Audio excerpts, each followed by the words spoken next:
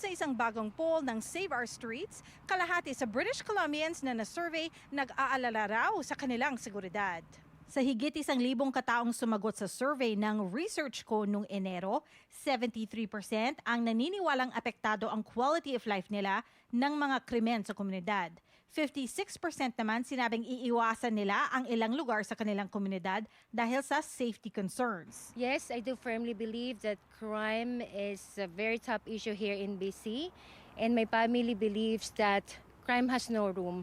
Si Lita Cabal ay isang residente ng Surrey na tumakbo sa nagdaang federal election sa ilalim ng Conservative Party.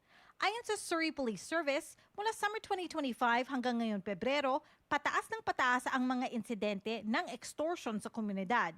Ang extortion, ang paggamit ng karahasan, violence o blackmail sa isang individual o negosyo na hindi sumusunod sa mga utos o nagbibigay ng pera sa mga kriminal. The Surrey residents feel anxious, threatened, scared, frustrated, and worried about their safety, not just for them, but also for their families, for their neighborhoods, and for the whole communities at itself. Ayon sa Surrey Police Service, karamihan sa extortion crimes na naitatala sa Surrey, apektado ang South Asian community. Ngayon buwan, sumali at nakiisa raw si Cabal sa anti-extortion rallies sa syudad. Para ipagtanggol at ipaglaban natin ang safety ng bawat isa ng komunidad natin. Enero, bumoto ang Surrey City Council na humingi ng permiso mula sa federal government para ideklara ang isang national state of emergency. Nangako raw ang gobyerno ng dagdag police officers sa syudad. It's already a good start, a good strong start for the community. But we need more action to be taken.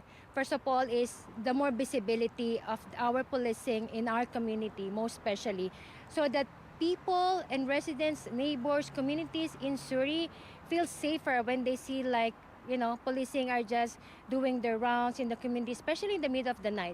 Balik sa survey, halos 40% ng mga sumagot naging biktima raw ng krimen.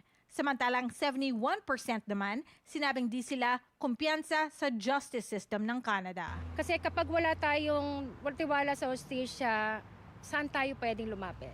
Our justice system is broken in a way that, if you're a victim, you don't feel safe that how can I be protected, right? So we are really, really calling all our government sectors to really look into the justice system to be firm. Teresa Barrera, Omni News, Surrey.